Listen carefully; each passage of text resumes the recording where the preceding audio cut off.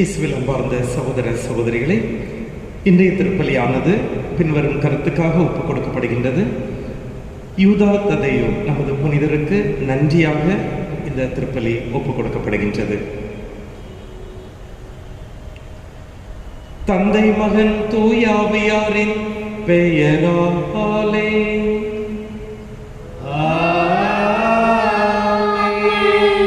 நம் ஆண்டவராகிய இயேசு கிறிஸ்துவின் அருளும் கடவுளின் அன்பும் தூய ஆவியாரின் நட்புறவும் உங்கள் அனைவரோடும் இருப்பதாக.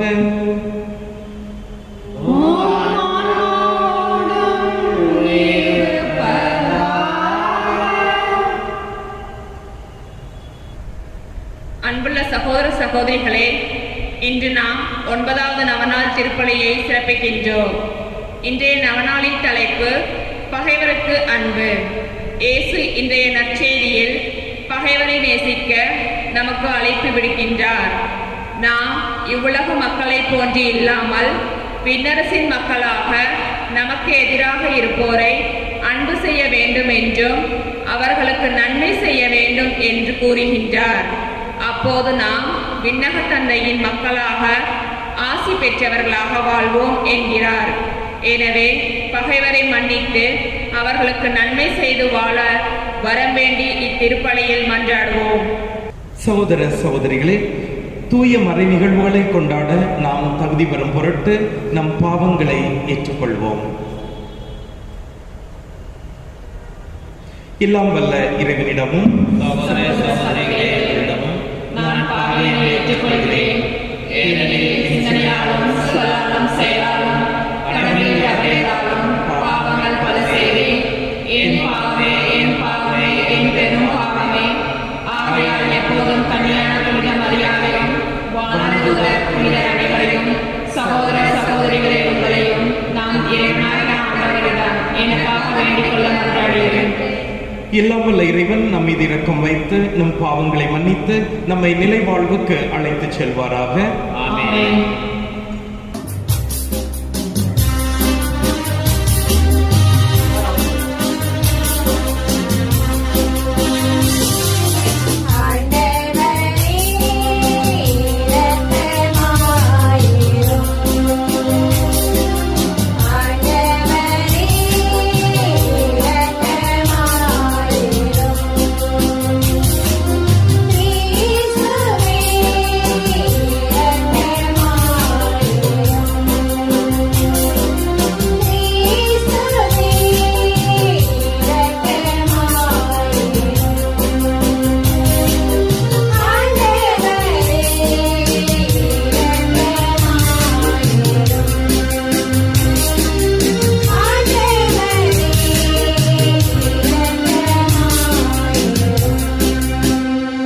ஜெபிப்போமாக.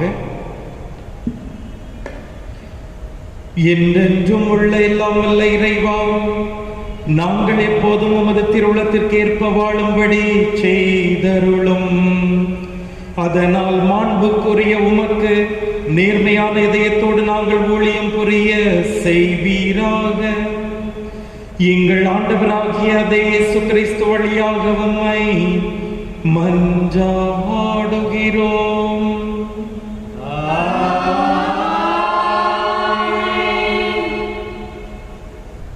தலையாகிய கிறிஸ்துவை போன்று எல்லாவற்றிலும் நாம் வளர வேண்டும். திருத்தூதர் பவுல் எபேசியருக்கு எழுதிய திருமுகத்திலிருந்து வாசகம். சகோதர சகோதரிகளே, கிறிஸ்து கொடுக்க விரும்பும் அளவுக்கேற்ப நம் ஒவ்வொருவருக்கும் அருள் அளிக்கப்பட்டுள்ளது. ஆகையால்தான் அவர் உயரே ஏறி சென்றார். அப்போது சிறைப்பட்ட கைதிகளை இழுத்து சென்றார். மனிதருக்கு பரிசுகளை வழங்கினார் என்று மறைநூல் கூறுகிறது. ஏறி சென்றார் என்பதனால் அதன் முன்பு மண்ணுலகின் கீழான பகுதிகளுக்கு அவர் இறங்கினார் என்று விளங்குகிறது அல்லவா?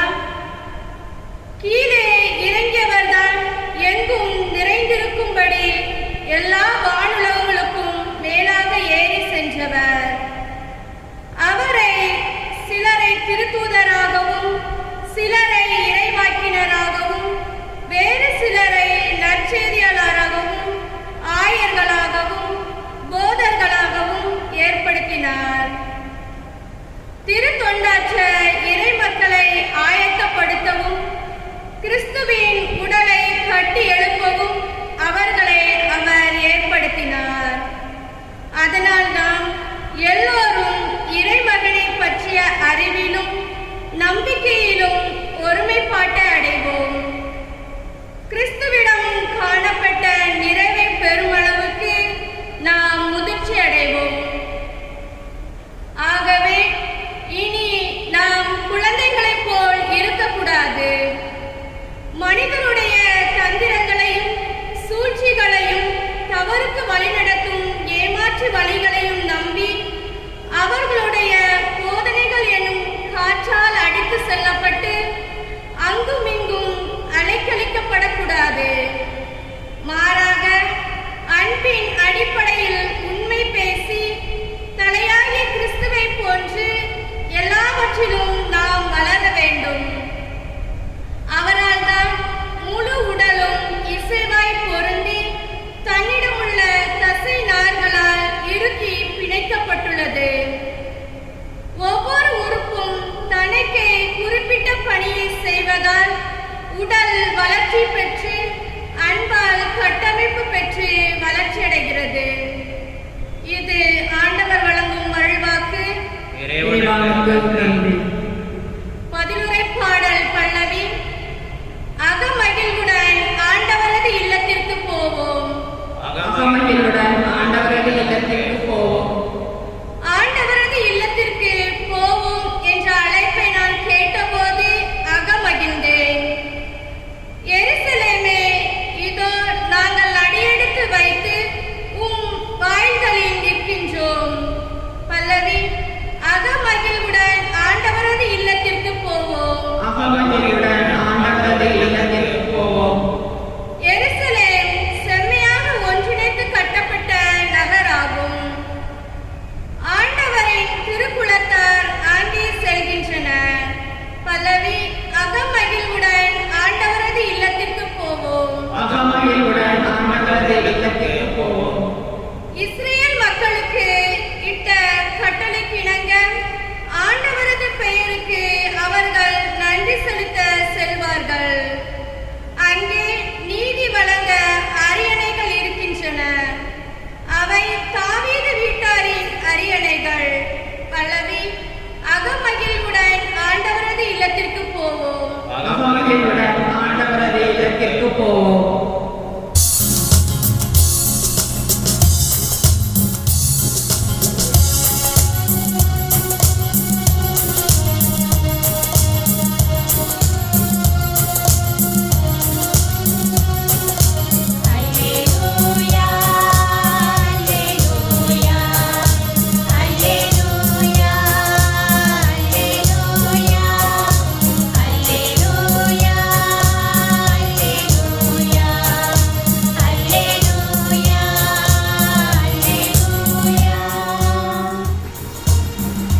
தீயோர் சாக வேண்டும் என்பது என் விருப்பம் அன்று. ஆனால் அத்தீயோர் தம் வழிகளில் நின்று திரும்பி வாழ வேண்டும் என்கிறார் ஆண்டவர்.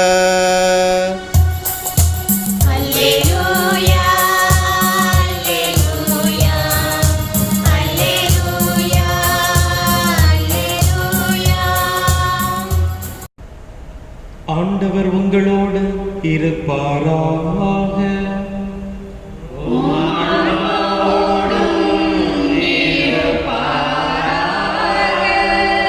புனித மத்தேயு எழுதிய நற்செய்தியிலிருந்து வாசகம்.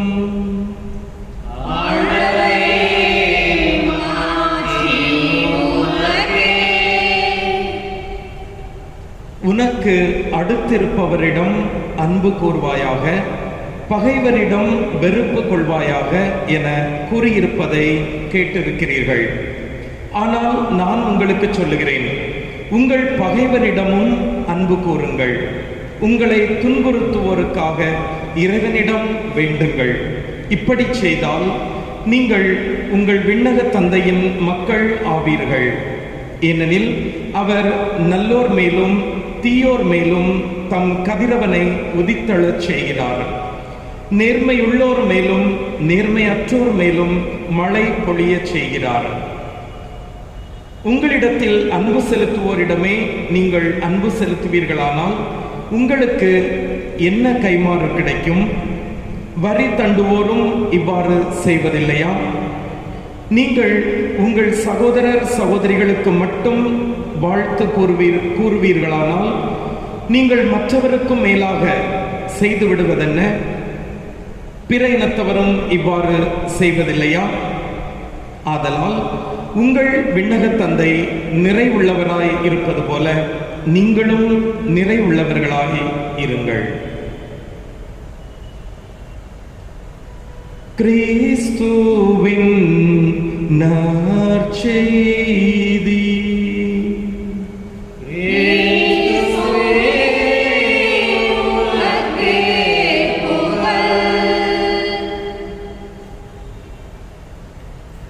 இயேசுவில் அன்பார்ந்த சகோதர சகோதரிகளே, ஆண்டவர் இயேசுவின் கட்டளைகளில் முதன்மையான கட்டளை எது என்று நான் கேட்டால் உடனடியாக நீங்கள் பதில் கொடுத்து விடுவீர்கள்.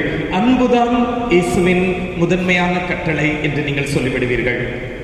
அதே போல ஆண்டவர் இயேசு கிறிஸ்து போதித்த கட்டளைகளில் மிகவும் கடினமான கஷ்டமான ஒரு கட்டளை எது என்று கேட்டால் அதற்கும் நீங்கள் பதில் சொல்லிவிடுவீர்கள். அதுதான் பகைவரை அன்பு செய்தல். மிகவும் கஷ்டமான ஒரு கட்டளை. ஆண்டவர் இயேசு கிறிஸ்து அருமையாக எடுத்து சொல்லிவிட்டார். நான் அதை செய்திருக்கிறேன், உங்களாலும் முடியும் என்று அருமையாக நமக்கு இந்த கட்டளையை தந்திருக்கின்றார். பகைவர்களை நீங்கள் அன்பு செய்ய வேண்டும் என்று. நம்முடைய குடும்பத்தில் உள்ளவர்களை கூட முழு மனதுடன் அன்பு செய்வதற்கு நாம் தயங்குகின்றோம். பல நேரங்களில் மூத்த பிள்ளைக்கு கொடுக்கப்படும் அன்பு இரண்டாவது பிள்ளைக்கு இல்லை. இரண்டாவது பிள்ளைக்கு கொடுக்கக்கூடிய அன்பு செல்ல பிள்ளையான மூன்றாவது பிள்ளைக்கு வித்தியாசமான ஒரு விதத்தில் கொடுக்கப்படும். இவ்வாறு அன்பு செலுத்துவதிலும் கூட நாம் பாரபட்சம் காட்டும் இந்த வேளையில், இந்த உலகத்தில் பகைவர்களுக்கு எப்படி நாம் அன்பு செலுத்த முடியும் என்ற ஒரு கேள்வி நம் மனதை துளைக்கிறது. ஆண்டவர் இயேசுவினால் முடிந்தது, அவர் தெய்வம், அவரால் முடிந்தது. ஆனால் என்னால் எப்படி முடியும் என்ற கேள்வியை நாம் அனைவரும் கேட்கின்றோம். முடியும். இத்தகைய ஒரு அருமையான கட்டளையை இறைவன் கொடுத்திருக்கிறார் என்று சொன்னால் அது செய்ய முடியாத ஒரு கட்டளையை ஆண்டவர் கொடுக்கவே மாட்டார். நம்முடைய பலவீனங்களும் நம்முடைய பலமும் ஆண்டவருக்கு நன்றாக தெரியும். அவர் இந்த கட்டளையை நமக்கு கொடுத்திருக்கிறார் என்று சொன்னால் நம்மால் முடியும், முயற்சி செய்தால் முடியும். எனவேதான் இந்த கட்டளையை இறைவன் நமக்கு கொடுத்திருக்கின்றார். நாமும் கண்டிப்பாக முயற்சி செய்து அதை பின்பற்ற வேண்டும். இதை பின்பற்றும் வேளையிலே ஆண்டவர் நம்மோடு இருக்கிறார் என்ற உணர்வு நமக்கு இருந்தால் மட்டும் போதும். இந்த பகைவரை மன்னிக்கும் அருமையான கட்டளையை நாம் கடைபிடித்துக் கொள்ள முடியும். ஏனென்றால் நாம் தனித்திருக்கிறோம், என்ன செய்வது? என்னுடைய பகைவர், என்னுடைய பங்காளி ஏதாவது சொல்லிவிட்டால் நான் என்ன பதில் சொல்வது என்ற கேள்வியெல்லாம் நமக்கு இருக்கும்போது பரிசுத்த ஆவியானவர் நமக்கு அந்த ஆற்றலை கொடுக்கின்றார், ஒரு விஸ்டம், ஞானத்தை கொடுக்கிறார் என்ற ஒரு நம்பிக்கை மட்டும் இருந்தால் மட்டும் போதும். கண்டிப்பாக பகைவரையும் கூட அன்புடன் வழிநடத்தி பேசிக்கொள்ளவும், அவர்களோடு சமாதானம் செய்து கொள்ளவும், அவர்களை அன்பு செய்யவும் நம்மால் முடியும். கஷ்டமான காரியங்கள் எதையும் செய்வதற்கு ஆண்டவர் நம்மை தனித்து விடுவதில்லை. எனவே நாம் இந்த பகைவரை மன்னிப்பது என்பது கஷ்டம் என்று நினைத்தோம் என்று சொன்னால் ஆண்டவர் நம்மோடு இருக்கிறார். அவரோடு சேர்ந்து நாம் இந்த கட்டளையை கடைபிடிக்க முடியும் என்ற நம்பிக்கையில் நாம் அடியெடுத்து வைக்க வேண்டும். பகைவரை மன்னிப்பது குறித்து போதிப்பதற்கு முன்பாக ஆண்டவர் இயேசு கிறிஸ்து இதை நல்லபடியாக பின்பற்றி வந்தார். அதை he practiced before preaching என்று தான் நாம் சொல்ல வேண்டும். அனுபவித்து விட்டு பகைவராக்கப்பட்ட ஒரு பெண்மணியை விவிலியத்தில் பார்க்கின்றோம். மீண்டும் சொல்கிறேன், அனுபவித்து விட்டு பகைவராக்கப்பட்ட ஒரு பெண்மணி. விபச்சாரத்தில் கையும் களவுமாக ஒரு பெண்மணி மட்டும் பிடிபடுகிறாள். ஆணாதிக்கம் மிக்க அந்த சமுதாயத்திலே அந்த ஆண் அவளோடு கூட இருந்த ஆணை கண்டுபிடிக்க முடியவில்லை, பிடிக்க முடியவில்லை, அவனை விட்டுவிட்டார்கள். ஆனால் இந்த பெண் மட்டும் பெண்ணை அனுபவித்து விட்டு பகைவராக்கி அவளுக்கு தண்டனை கொடுப்பதற்காக இயேசுவிடம் கூட்டி வருகிறார்கள். ஆண்டவர் இயேசு கிறிஸ்து இந்த மக்களுடைய மனநிலையை பார்க்கின்றார், அந்த பெண்ணையும் பார்க்கின்றார்.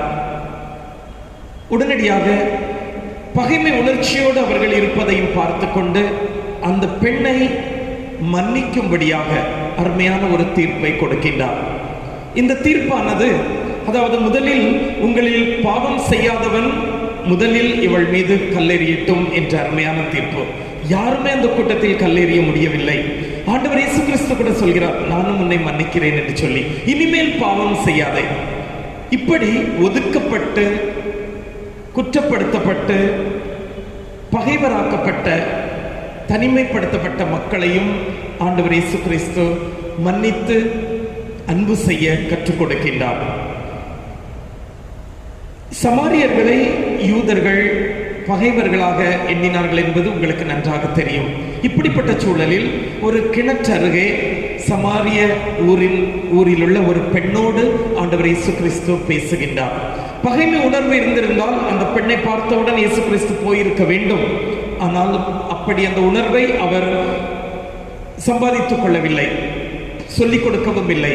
அவர்களையும் அன்பு செய்ய வேண்டும், அவர்களோடு பேச வேண்டும் என்று சொல்லி அவர் இந்த அருமையான விதத்தில் அந்த பகைவராக்கப்பட்டு ஒதுக்கப்பட்ட மக்களோடும் பேசி அவர்களோடு உறவாடும் அருமையான தெய்வம்தான் இயேசு கிறிஸ்து. எனவே இயேசு கிறிஸ்து பகைவர்களை அன்பு செய்யுங்கள் என்று சொல்லும்போது கண்டிப்பாக நம்மால் முடியும். இயேசு கிறிஸ்துவால் முடிந்தது. அவர் நம்மோடு இருந்தால் நாம் அதை செய்ய முடியும் என்பதை நாம் நன்றாக உணர்ந்து கொள்ள வேண்டும். சக்கேயுவை எடுத்துக்கொள்வோம். ஒரு வரி தண்டுபவர், சமுதாயத்தில் இருந்து ஒதுக்கி வைக்கப்பட்டவர். ஏனென்றால் அதிகமான வரியை வசூலிக்கின்றார் என்ற ஒரு கெட்ட பெயர் அவருக்கு உண்டு. வரி வசூலிப்பவர்கள், வரி தண்டுபவர்கள் அனைவரையும் ஒதுக்கி வைக்கக்கூடிய சமுதாயமாக இருந்தது அந்த காலம். பாவிகளின் பட்டியலில் அவரை சேர்த்து விட்டார்கள்.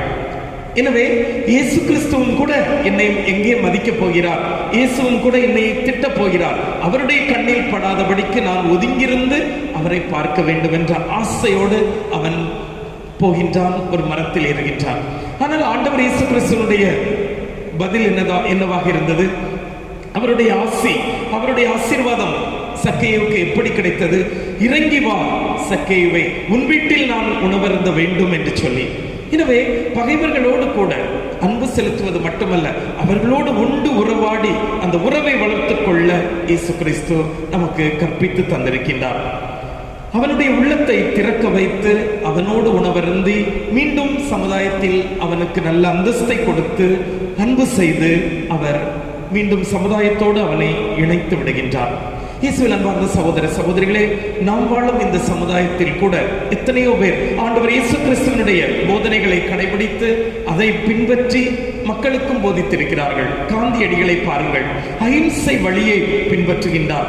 இயேசு கிறிஸ்துவனுடைய போதனைகள், விவிலிய வார்த்தைகள் எல்லாமே அவருக்கு ஒரு பாடமாக இருந்ததாக அவர் தனது சுய சரிதையில் எழுதியிருக்கின்றார். இயேசு கிறிஸ்துவனுடைய வார்த்தைகளை பின்பற்றி அகிம்சை என்னும் ஆயுதத்தை கையில் எடுத்து அவர் வெற்றியும் பெறுகின்றார். அவர் அகிம்சை வழியில் செல்ல இயேசுவும் ஒரு காரணமாக இருப்பதை நாம் அறிகின்றோம். குற்றம் செய்தவன் எதிரியாக இருந்தாலும் அவனை மன்னிக்க வேண்டும் என்று இயேசு கிறிஸ்து சொல்லுகின்றார். அந்த அளவுக்கு நமது மதிப்பீடுகளை, கிறிஸ்தவ மதிப்பீடுகளை ஆண்டவர் உயர்த்தி வைத்திருக்கின்றார். ஸ்டாண்டர்ட் என்று சொல்லுவோம், அதை உயர்த்தி காட்டியிருக்கின்றார். அந்த உயர்த்தியை காட்டப்பட்ட அளவுக்கு நாம் வாழ வேண்டும் என்பதைத்தான் ஆண்டவர் இயேசு கிறிஸ்து விரும்புகின்றார். சின்ன சின்ன விஷயங்களுக்கு கூட மனதை இறுக்கமாக வைத்துக்கொண்டு பிறரோடு நல்ல அன்பு செலுத்த முடியாமல் நாம் தவித்துக் கொண்டிருக்கும் நாட்களை பார்க்கின்றோம். ஏன் பெற்ற தாய் தகப்பனோடு கூட பெற்ற குழந்தைகளோடு கூட நாம் ஒரு சில நேரங்களில் கோபப்பட்டு நீண்ட நாட்கள் பேசாமல் இருந்து விடுகின்றோம். மன்னிப்பதற்கு அங்கு மனம் இல்லாமல் இருக்கின்றோம். இதற்கிடையில் இந்த நிலையில் பகைவரை மன்னிக்க ஆண்டவர் இயேசு கிறிஸ்து சொல்லும் போது நாம் எந்த அளவுக்கு நம்முடைய ஸ்டாண்டர்டை உயர்த்த வேண்டும் என்பதை நீங்கள் ஊகித்துக் கொள்ள வேண்டும். இன்று கூட பிறந்தவர்களை கூட மன்னிக்க முடியாமல், மன்னிக்க மனமில்லாமல் தவித்துக் கொண்டிருக்கும் சூழலில் நாம் வாழ்ந்து கொண்டிருக்கின்றோம். நீதிமொழிகள் அதிகாரம் 24 இறைவசனம் 18 சொல்லுகின்றது, உன் எதிரி வீழும் போது மகிழ்வுறாதே. அவன் எதிரியாக இருந்தாலும் சரி, அவனை பார்த்து அவன் வீழும் போது மகிழ்ந்து விடாதே. நீதிமொழிகள் 25:21 பசியா இருப்பது உன் எதிரியாக இருந்தாலும் அவனுக்கு உணவு கொடு. எவ்வளவு அருமையான வசனங்கள். இயேசுவில் அன்பார்ந்த சகோதர சகோதரிகளே, உண்மையான கிறிஸ்தவர்கள் கண்டிப்பாக இதை பின்பற்ற வேண்டும். இதையெல்லாம் பின்பற்றி வந்தோம் என்று சொன்னால் பகைவரை மன்னிப்பது என்பது மிகவும் கடினம் அல்ல. இயேசு கிறிஸ்துவின் கட்டளைகள் என்றுமே கடினமானவை அல்ல. அவரும் பின்பற்றி இருக்கின்றார், அவர் நம்மை பின்பற்ற சொல்லுகின்றார். மத்தேயு நற்செய்தி அதிகாரம் 6 இறைவசனம் 15 பிறர் குற்றங்களை நீங்கள் மன்னித்தால் விண்ணக தந்தையும் உங்களை மன்னிப்பார் என்று அருமையாக சொல்லுகின்றார் இயேசு கிறிஸ்து. அதாவது பிறர் குற்றங்கள் என்று சொல்லும்போது நமக்கு எதிரியாக இருந்துதான் அந்த குற்றம் நமக்கு எதிராக செய்யப்படுகின்றது. இந்த சூழலில் அவன் எதிரிதான், அவன் நமக்கு எதிராக குற்றம் செய்கிறான். அவனை நீங்கள் மன்னித்தால் விண்ணக தந்தையின் ஆசியை நீங்கள் பெறுவீர்கள். கண்டிப்பாக விண்ணக தந்தையின் ஆசியைத்தான் நம் வாழ்க்கையின் ஒரு எல்லையாக வைத்திருக்க வேண்டும், ஒரு நோக்கமாக வைத்திருக்க வேண்டும். அப்படி இருக்கும்போது கண்டிப்பாக நாம் எதிரிகளை கூட மன்னிக்க வேண்டும், விண்ணக தந்தையின் ஆசியை முழுமையாக பெற்றுக்கொள்ள வேண்டும். மத்தேயு நற்செய்தி அதிகாரம் 11 இறைவசனம் 25 நீ ஜெபம் செய்யும் போது யாருக்காவது உன் மீது மனத்தாங்கல் இருந்தால் உடனடியாக போய் சமாதானம் செய்துவிட்டு பிறகு உனது ஜெபத்தை செய், உனது காணிக்கைகளை கொண்டு வந்து பீடத்தில் சமர்ப்பிக்க வேண்டும் என்று இயேசு கிறிஸ்து சொல்லுகின்றார். இயேசுவில் அன்பார்ந்த சகோதர சகோதரிகளே, பிறரை மன்னிப்பது என்பது ஒரு பக்கம் இருந்தாலும் எதிரிகளை மன்னிப்பது என்பது மிகவும் முக்கியமான ஒன்றாக இருக்கின்றது. நாடுகளுக்கு எதிராக நாடுகள் போர் புரிவதை இந்த காலத்தில் பார்க்கின்றோம். வீட்டில் குடும்பங்களுக்கு எதிராக குடும்பங்கள், ஒவ்வொரு உறுப்பினர்கள் மற்ற உறுப்பினர்கள் எதிராக இருக்கும் இந்த வேளையில் எதிரியாக யாரையும் நினைத்து கொண்டு மன்னிக்காமலேயே வாழ்ந்து கொண்டு நாம் நம் வாழ்க்கையை முடித்து விடுவது நல்லதல்ல என்பதை நாம் புரிந்து கொள்ள வேண்டும். எனவே மன்னிக்க வேண்டும். பிறரை மன்னிப்பதன் மூலம் மன்னிப்பின் மாண்பினை இந்த உலகத்தில் நாம் தொடர்ந்து எடுத்துச் செல்ல முடியும். உங்களை வெறுப்போருக்கு நன்மை செய்யுங்கள், அவர்களுக்காக ஜெபியுங்கள். லூக்கா நற்செய்தி அதிகாரம் 6 இறைவசனம் 27. கண்டிப்பாக இதையெல்லாம் பிராக்டிஸ் செய்ய நாம் அதை பின்பற்றி வாழ நமக்கு அது சுலபமாக வந்துவிடும். எல்லாவற்றிற்கும் மேலாக கடைசியாக ஒரு விஷயத்தை சொல்ல வேண்டும். உயிரை விடும் நேரத்திலும் சிலுவையில் தொங்கியவாறு எதிரிகளாக எண்ணப்பட்ட அந்த படை வீரர்கள், தன்னை சிலுவையில் அறைந்தவர்கள், கொடுமைப்படுத்தியவர்கள், முடியை பிடித்து ஆட்டியவர்கள், விழாவில் குத்தியவர்கள் எல்லோரையும் ஆண்டவர் மன்னிக்கின்றார். எந்த வசனத்தை சொல்லி மன்னிக்கின்றார்? தந்தையே, இவர்கள் என்ன செய்கிறார்கள் என்று இவர்களுக்கே தெரியாது. எவ்வளவு பெரிய ஒரு வசனம் பாருங்க. இப்படி ஒரு வசனத்தை நீங்களும் நானும் சொல்லவே முடியாது. ஆண்டவர் இயேசு கிறிஸ்துவால் மட்டுமே முடிந்தது. இவர்கள் செய்வது என்னதென அறியாமல் செய்கிறார்கள், தந்தையே அதனால் இவர்களை மன்னியும். எத்தகைய ஒரு மன்னிப்பு! இறக்கும் தருவாயிலும் மன்னிப்பை பொழிந்தவர் நம் ஆண்டவர் இயேசு கிறிஸ்து.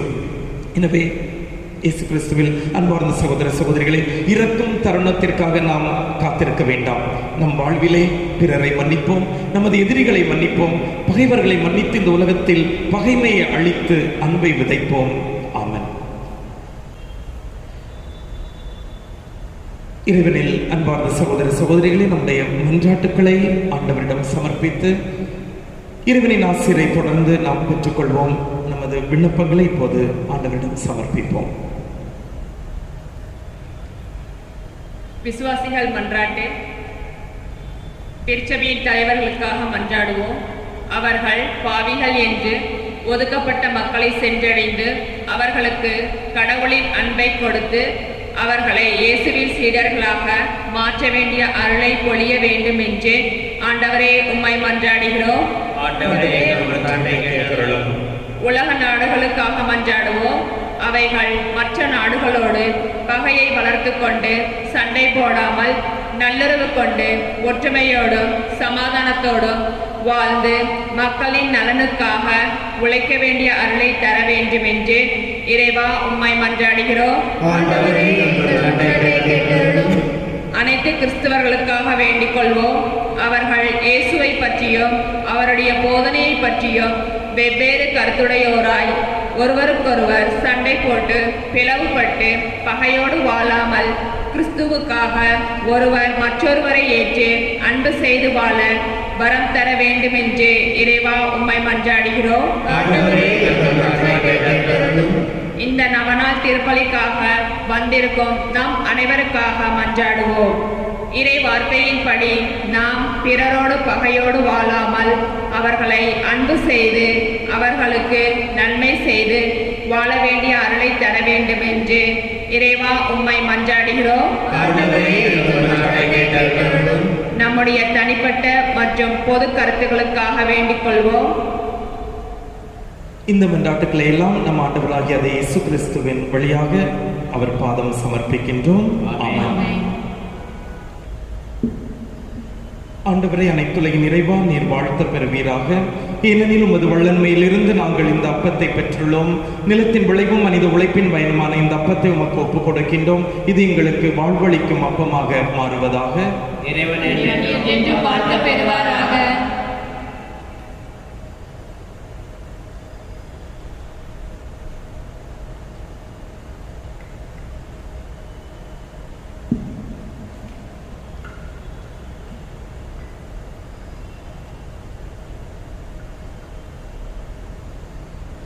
ஆண்டவரே, அனைத்துலகின் நிறைவா நீர் வாழ்த்த பெறுவீராக. ஏனெனில் உமது வல்லன்மையிலிருந்து நாங்கள் இந்த ரசத்தை பெற்றுள்ளோம். திராட்சை செடியும் மனித உழைப்பின் பயனுமான இந்த ரசத்தை உமக்கு ஒப்புக் கொடுக்கின்றோம். இது எங்கள் ஆன்மீக பானமாக மாறுவதாக.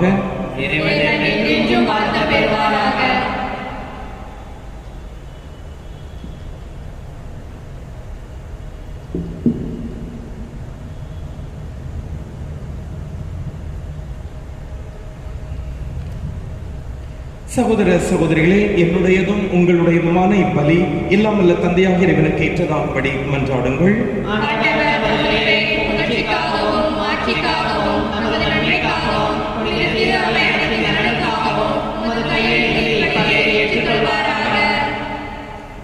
அன்பின் ஆண்டவரே, நீர் எங்களுக்கு அளித்த கொடைகளையே நாங்கள் உமக்கு மனமு வந்து அளிக்க அருள் புரியுமாறு உம்மை வேண்டுகின்றோம்.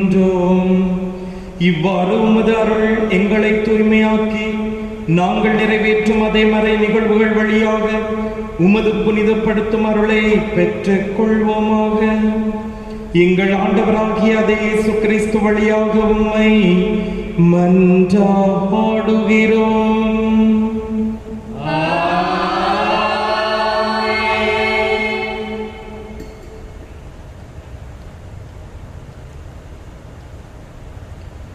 ஆண்டவர் உங்களோடு இருப்பாராக.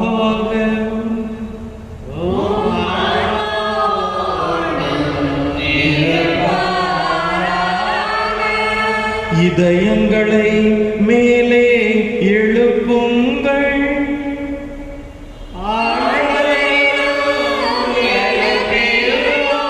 நம் இறைவனாகிய ஆண்டவருக்கு நன்றி கூறுவோம்.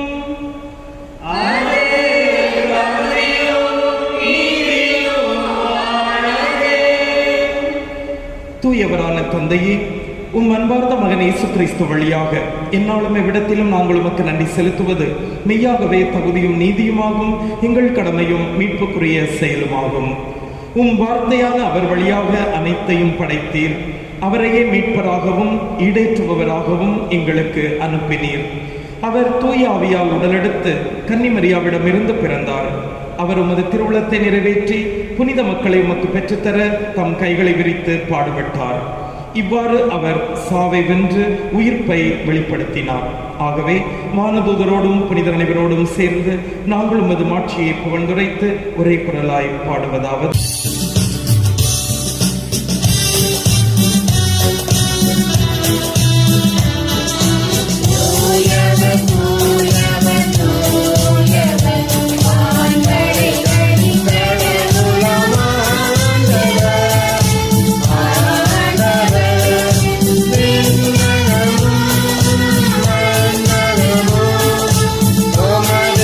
மாட்சியால் நிறைந்துள்ள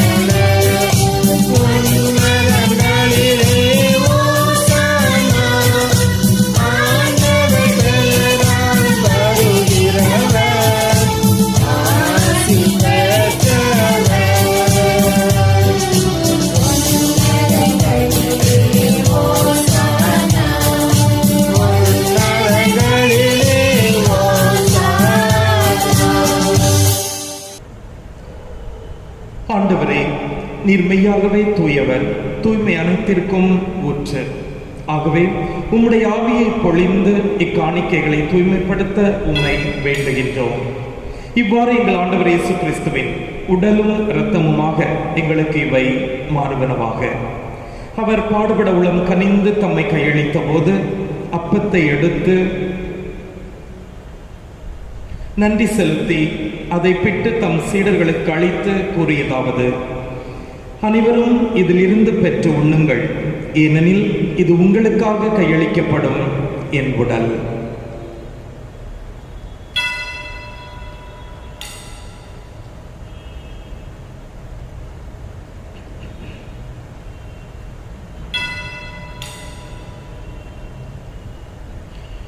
அவ்வண்ணமே இரவு விருந்தை அருந்திய பின் கிண்ணத்தையும் எடுத்து மீண்டும் உமக்கு நன்றி கூறி தம் சீடர்களுக்கு அளித்து அவர் கூறியதாவது: அனைவரும் இதிலிருந்து பெற்று பருகுங்கள், ஏனெனில் இது புதிய நிலையான உடன்படிக்கைக்குரிய என் இரத்தத்தின் கிண்ணம்.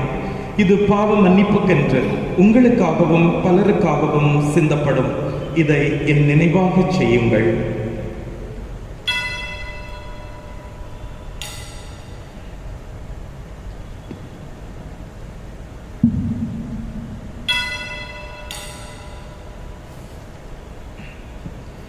நம்பிக்கையின் மறைபொருள்.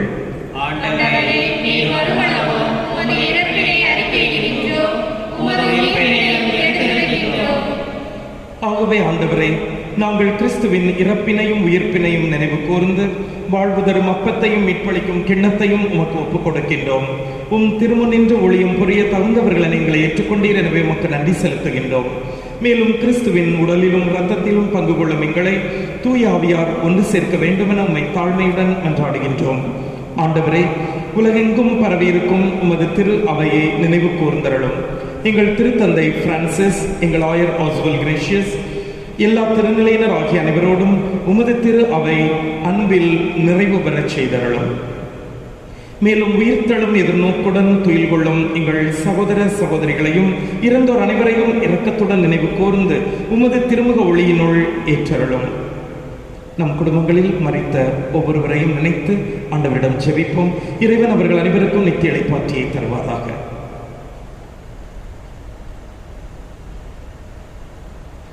எங்கள் அனைவர் மீதும் இரக்கமாயிரும்.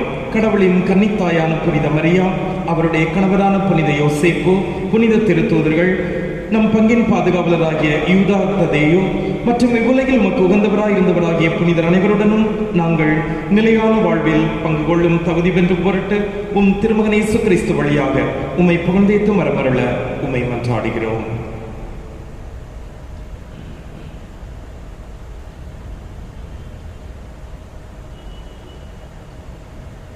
இவர் வழியாக இவரோடு இவரில் எல்லாம் வல்ல இறைவனாகிய தந்தையே, தூய ஆவியாரின் ஒன்றிப்பில் எல்லா புகழும் ஆட்சியும் என்றென்றும் உமக்கு உரியதே.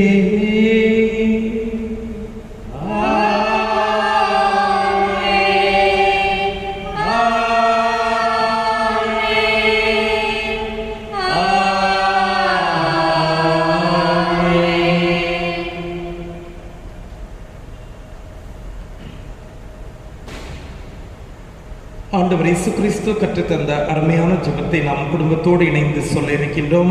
இதிலே கூட ஆண்டவர் இயேசு கிறிஸ்து அருமையாக சொல்லி தந்திருக்கின்றார். மன்னிப்பின் மாண்பு, பிறரை நீங்கள் மன்னிக்க வேண்டும், விண்ணக தந்தையும் உங்களை மன்னிக்கின்றார் என்பதை அருமையாக சொல்லியிருக்கின்றார். எனவே நாம் இணைந்து இந்த ஜெபத்தை விண்ணக தந்தை நோக்கி ஏறெடுத்து ஜெபிப்போம்.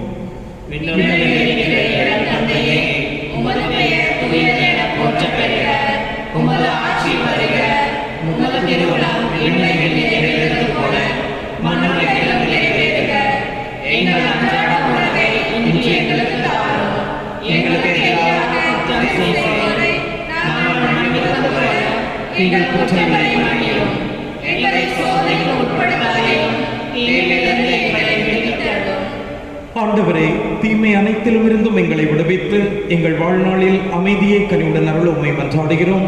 உமது இரக்கத்தின் உதவியால் நாங்கள் பாவத்தில் இருந்து எப்போதும் விடுதலை பெற்று யாதொரு கலக்கமும் இன்றி நலமாயிருப்போமாக.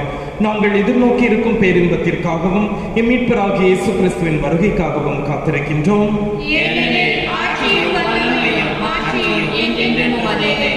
ஆண்டவரே இயேசு கிறிஸ்துவை, அமைதியை உங்களுக்கு விட்டுச் செல்கிறேன், என் அமைதியை உங்களுக்கு அளிக்கின்றேன் என்று உம் திருத்தூதர்களுக்கு மொழிந்தீரே. எங்கள் பாவங்களை பாராமல் உமது திரு அவையின் நம்பிக்கையை கண்ணோக்கி உமது திருவுளத்திற்கேற்ப அதற்கு அமைதியும் ஒற்றுமையும் அளித்தருள்வீராக. என்றென்றும் வாழ்ந்து ஆட்சி செய்கின்றவர் நீரே. ஆண்டவருடைய அமைதி உங்களோடு என்றும் தங்கியிருப்பதாக. ஒருவருக்கொருவர் கிறிஸ்து தரும் அமைதியை பகிர்ந்து கொள்வோம்.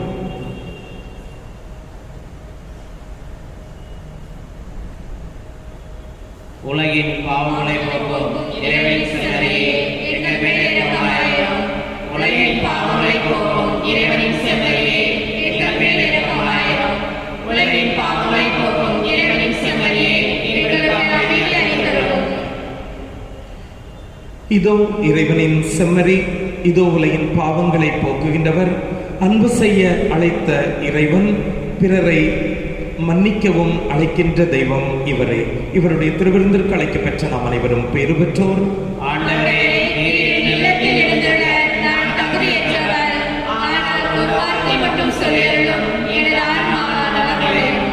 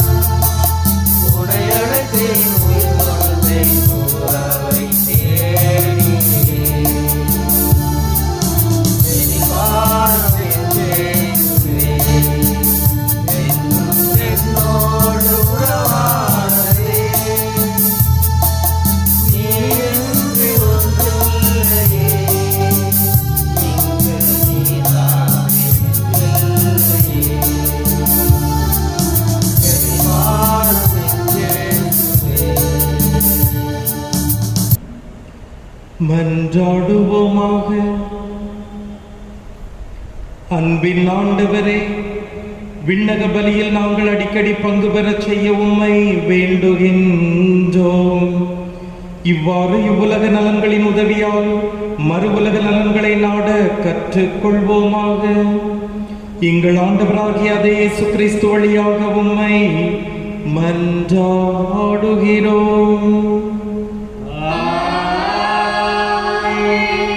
ஆண்டவர் உங்களோடு இருப்பாராக.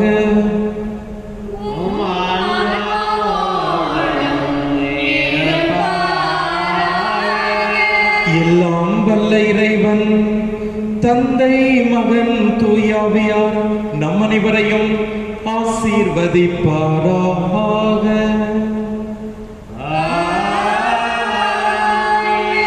சென்று வாருங்கள், திருப்பலி நிறைவேறிற்று.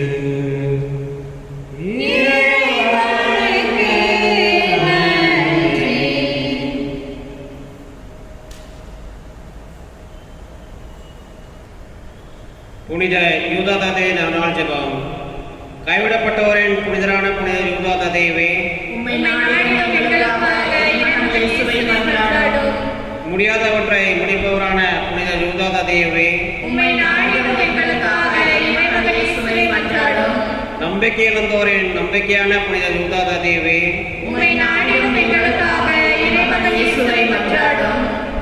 அன்பு சகோதரரே, இறைவன் தமது புனிதர்களிடத்தில் வியப்புக்குரிய விதமாய் விளங்குகின்றார். புனிதர்களோ இறைவனை பின்பற்றவர்களாய் இருந்தார்கள்.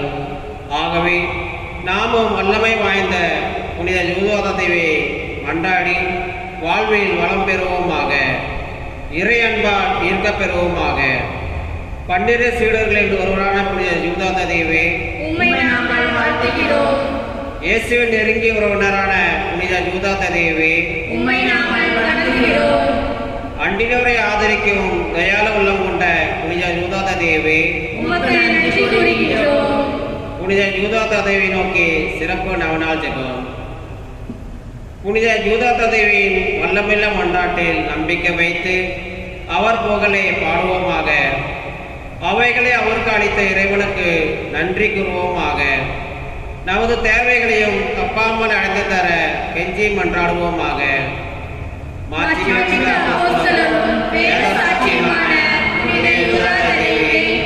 எங்கள் ஆண்டவரும் மீட்பருமான இயேசு கிறிஸ்துவின் நெருங்கிய உறவினரே, புனிதங்கள் நீதிகளும் தூயவரே, புதுமை வரங்களில் சிறந்தவரே, தம்மை தேடி வந்தவர்களை தப்பாமல் ஆதரிக்கும் தயாள உள்ளம் கொண்டவரே, உம்மை நாங்கள் வாழ்த்துகிறோம், வணங்குகிறோம்.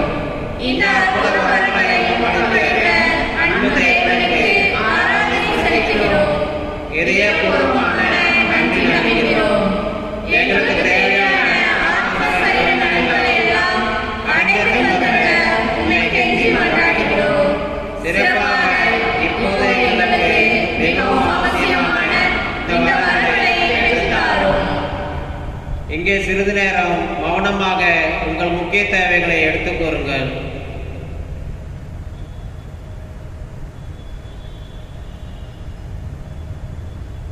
நேசிக்கப்படத்தக்கவர்களும் உள்ள பண்பாடுடையவர்களும் இறைப்பொருளானவருமான பெயர் பெற்ற இலங்கும் தயாளை தேவை, உமது வல்லமையில் எங்கள் நம்பிக்கை போவதாகவும் கர்த்தர் துரோகியின் பெயர் ஒற்றுமையால் உமக்கு நிலைநிறுத்த மக்கள் குறைவை பரிகரிக்க வகையோடு வாழ்வோருக்கு வல்லமையுடன் உதவி புரியும்.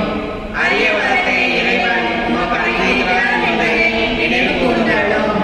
இப்பெரிய வரத்திற்காக நாங்களும் உம்முடன் சேர்ந்து இறைவனின் புகழை பாட துணை புரியும். அவர்கள் நன்றி செலுத்த தயவு செய்யும். நீர் எங்களுக்கு செய்கின்ற இப்பேருதவிக்காக எங்கள் வாழ்நாளெல்லாம் நாங்கள் உமக்கு நன்றியுள்ளவர்களாயிருப்போம். உமது வல்லமையுள்ள மன்றாட்டை மக்களிடையே அடைய செய்வோம். பலரறியா புனிதரே, சிறப்பில் பல படைத்தவரே, பலரத பொதுமக்தி பாறைக்கும் பரவ எங்களால் ஆசையாசையெல்லாம் எடுப்போம் என்று உறுதியாக படைக்கிறோம். ஆமென். ஆண்டவரின் பெயராலே நமக்கு உதவி உண்டு. அவரே விண்ணையும் மண்ணையும் படைத்தவர். ஆண்டவரே, என் மன்றாட்டை கேட்டருளும். எனது கூக்குரல் நல்லதாக. ஆண்டவர் உங்களோடு இருப்பாராக. உம்மோடும் இருப்பாராக. ஜெபிப்போமாக. ஆண்டவரே, உடல் நோயால் வருந்தும் உமது உயிரை பாரும். நீர் உண்டாக்கிய ஆன்மாக்களுக்கு ஆறுதல் தாரும். நாங்கள் துன்பங்களினால் தூய்மை அடைந்து உமது இரக்கத்தினால் விரைவில் குணமடையும்படி அருள்புரிவீராக. எங்கள் ஆண்டவராகிய இயேசு கிறிஸ்து வழியாக நாங்கள் கொண்டாடுகிறோம். ஆமென்.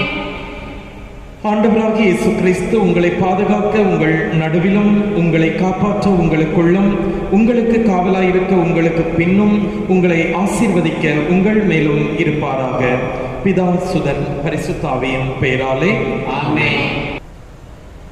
இந்த திருப்பண்டத்தின் வழியாக இறைவன் தனது ஆசீரை நம் புனிதர் வழியாக நம் அனைவருக்கும் கொடுப்பாராக.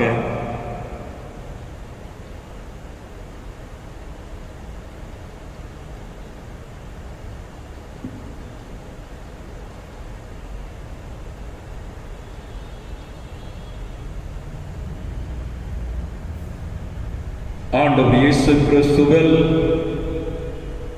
நாம் பங்கு புனிதர் யூதா ததைவில் பிரியமான பங்கு மக்களே, நம்முடைய பங்கின் பாதுகாவலர் புனித யூதா ததையுவின் 48வது விழாவை கொண்டாடுவதற்காக நாம் அனைவரும் இந்த 9 நாட்களும் நவநாள் திருப்பலிகளை நாம் அனைவரும் சிறப்பித்துக் கொண்டிருக்கின்றோம். இன்று நவநாள் திருப்பலியின் கடைசி நாள், அதாவது 9வது நாளை நாம் அனைவரும் சிறப்பித்துள்ளோம். இன்றைய நவநாளின் தலைப்பானது பகைவருக்கு அன்பு செய்தல் என்ற தலைப்பிலே இன்றைய நாளிலே அருள் தந்தை ஜெயக்குமார் அடிகள் வருவதாக இருந்தது. ஆனால் தவிர்க்க முடியாத காரணத்தினால் அவரால் வர இயலவில்லை. எனவே காலையிலே நான் அருள் தந்தை ஞானஜோதி அவர்களை நான் உடனே அழைத்து இந்த 9வது நவநாள் திருப்பலியை நீங்கள் என்னுடைய பங்கிற்கு வந்து திருப்பலியை ஒப்புக் கொடுத்து மறையுரை ஆற்ற வேண்டும் என்று நான் வேண்டிக் கொள்ள, அவர் மிகவும் விருப்பத்துடன் உடனே நான் வருகிறேன், அருமையான தலைப்பு, நான் என்னுடைய மறையுரையை தயாரித்து விடுவேன் என்று சொல்லி இன்றைய நாளிலே அழைப்பு கொடுத்த உடனே மறுக்காமல் நம்முடைய எளிய அழைப்பை ஏற்று இன்று நமக்காக திருப்பலியை ஒப்புக் கொடுத்து நல்லதொரு மறையை நமக்கு கொடுத்த அருள் தந்தை ஞானஜோதி அவர்களுக்கு பங்கு குருக்கள் சார்பாகவும் இறை மக்கள் உங்கள் சார்பாகவும் மனமார்ந்த நன்றிகளையும் ஜெபங்களையும் உரித்தாக்கிக் கொள்கிறோம். மேலும் இந்த 9வது நவநாள் திருப்பலியை சிறப்பித்த பிரேம்சாயா அன்பிய இறை மக்களுக்கும் நன்றிகளையும் ஜெபங்களையும் உரித்தாக்கிக் கொள்ளுகிறோம். ஆண்டவர் இயேசு கிறிஸ்துவில் பிரியமான சகோதர சகோதரிகளே, 9 நாட்கள் எப்படி கடந்து விட்டது என்பதை நாம் நினைக்க முடியவில்லை. நாளை அக்டோபர் மாதம் 25ஆம் தேதி ஞாயிற்றுக்கிழமை நம்முடைய பங்கின் விழாவை நாம் அனைவரும் கொண்டாட இருக்கின்றோம். எனவே நாளை திருவிழா திருப்பலியினுடைய நேரங்கள் பின்வருமாறு: காலை 7 மணிக்கு கொங்கனியில் திருவிழா திருப்பலியும், 8:15 மணிக்கு ஆங்கிலத்தில் திருவிழா திருப்பலியும், இறுதியாக தமிழிலே 9:30 மணிக்கு காலை 9:30 மணிக்கு தமிழிலே திருவிழா திருப்பலியும் நடைபெறும். ஒரு சிறிய வேண்டுகோள், நீங்கள் வீடுகளில் இருந்து இந்த நவநாள் திருப்பலியை நீங்கள் கண்டு அளித்திருக்கின்றீர்கள். நான் கேள்விப்பட்டது, உங்களுடைய வீட்டிலிருந்து பார்க்கறதுனால பூசை நடந்து கொண்டிருக்கின்ற பொழுதே கிச்சனுக்கு போறதும் பெட்ரூமுக்கு போறதும் ஒரு விளையாட்டாக நீங்கள் எடுத்துக்கொள்ளாமல் திருப்பலியை நாங்கள் ஒலிப்பதிவு செய்யக்கூடிய அந்த நேரத்திலே அந்த பிரீமியர் என்று சொல்லுகின்ற பொழுது அது அந்த 1 மணி நேரமும் திருப்பலியானது லைவ் திருப்பலியை போன்று நடைபெறும். எனவே அந்த நேரத்திலே பக்தியோடு பராக்குகளுக்கு இடம் கொடுக்காமல் திருவிழா திருப்பலியை நல்ல முறையிலே நீங்கள் பங்கு கொண்டு நம்முடைய புனிதர் வழியாக ஆண்டவருடைய அருளை பெற உங்கள் அனைவரையும் நான் கேட்டுக்கொள்ளுகிறேன்.